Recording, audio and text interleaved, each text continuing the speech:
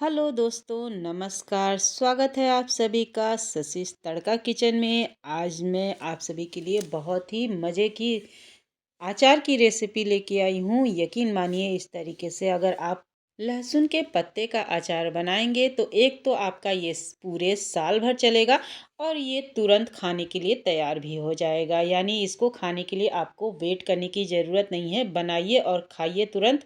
तो चलिए फिर आज की अपनी अचार की रेसिपी शुरू करते हैं। अचार को बनाने के लिए हमें लहसुन के पत्तों की ज़रूरत है। तो यहाँ पर देखिए, मैंने ले लिया है, अच्छे से इसे धो करके साफ़ कर लिया है और इसके नीचे का भाग यानी जड़ वाला जो भाग है उसे निकाल लिया है। और इसमें सड़े गले यानी पीले पत्ते जो भी थे वो भी मैंने निकाल दिया है, अच्छे से साफ़ करके ले लिया है। ध्यान रखिएगा, इसमें कोई भी अगर गला या पीला पत्ता है तो वो आप निकाल दीजिए, अच्छे से साफ कर लीजिए धो करके पहले। अब बारी आती है इनको काटने की। तो देखिए, बिल्कुल बारीक बारीक आप इसको काट करके तैयार कर लीजिए। आप सभी को मैंने बताया नहीं कि ये लहसुन के पत्ते हैं कितना। तो ये आधा केजी के जितना है लहसुन के पत्ते, यानी 2 बंडल मैंने लहसुन के पत्ते लिए थे। तो दोनों को मिलाकर के ये आधा केजी लहसुन के पत्ते हैं। तो देखिए, बिल्कुल बारीक बारीक मैंने काट करके तैयार कर लिया है और एक थाली में मैंने ले लिया है। अब इन पत्तों को हमें आधे या 1 घंटे का धूप दिखाना है। तो अगर आप इसे धूप नहीं दिखाना चाहते हैं तो पंखे के हवा में एक कपड़े पर फैला दीजिए, अच्छे से इसका सारा मॉइस्चर सुखा लीजिए। तो पंखे के हवा में भी इस कार्य को कर सकते हैं या फिर आप धूप में भी आधे या 1 घंटे के लिए रख सकते हैं। तो ज़्यादा देर के लिए आप धूप में मत रखिएगा, बस आधा घंटा या 1 घंटा काफ़ी है। तो चलिए, अब आगे की प्रोसेस पे हम चलते हैं, यानी आगे की तैयारी कर लेते हैं। तो इसके लिए हम मसालों की तैयारी कर लेते हैं। यानी इसके लिए हम मसाला भून करके तैयार करेंगे। तो एक पैन ले लिया है, उसमें 1 टीस्पून डाल देना है साबुत जीरा, 3 टीस्पून डाल देंगे साबुत धनिया और 1 टीस्पून डालना है मेथी दाना, 1 टीस्पून डालना है इसमें सौंफ। पहले इन मसालों को हमें डाल करके भून लेना है कुछ सेकंड के लिए।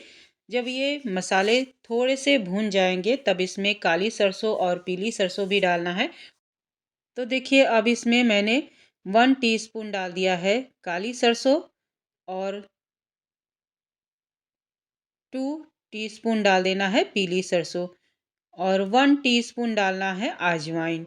तो इन सभी को डाल करके हमें अच्छे से भून लेना है और गैस का फ्लेम लो रहेगा। लो फ्लेम पर ही इन सभी मसालों को हमें भूनना है। तो जब अच्छी सी खुशबू आने लगे तब समझिए हमारे मसाले अच्छे से भून गए हैं। तो इसे एक प्लेट में निकाल लीजिए, ठंडा होने के लिए रख दीजिए।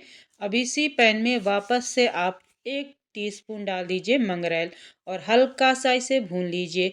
तो मंगरेल को ज़्यादा नहीं भूनना है, नहीं इसमें से कसैलापन आएगा, इसलिए इसे आप कुछ सेकंड के लिए ही भूनिए, यानी 5-6 सेकंड के लिए लो फ्लेम पर भून लीजिए मंगरेल को।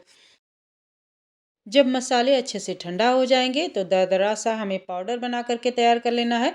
मंगरेल को हमें पाउडर नहीं बनाना है, उसे खड़ा ही ऐसे डालना है अचार में। तो देखिए, दरदरा सा पाउडर बन गया है हमारा।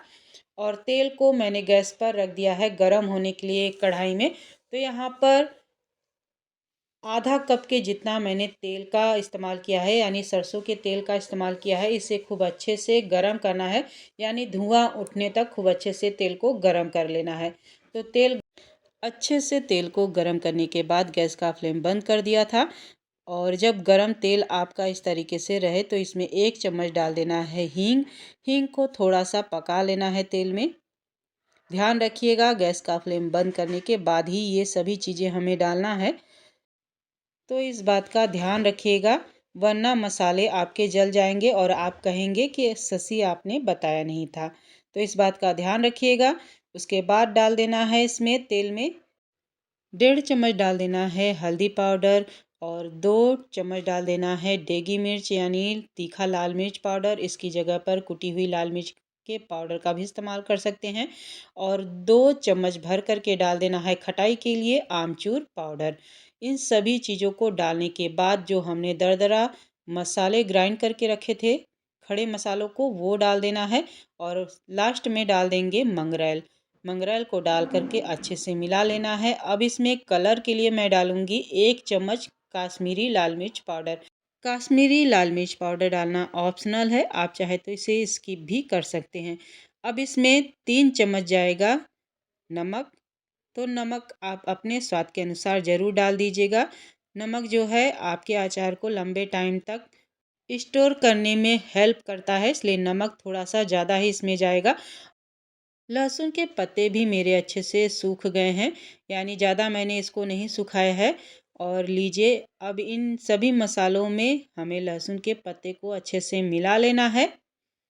तेल अभी हमारा हल्का गर्म है, इसलिए अच्छे से ये इसमें मिक्स हो जाएगा।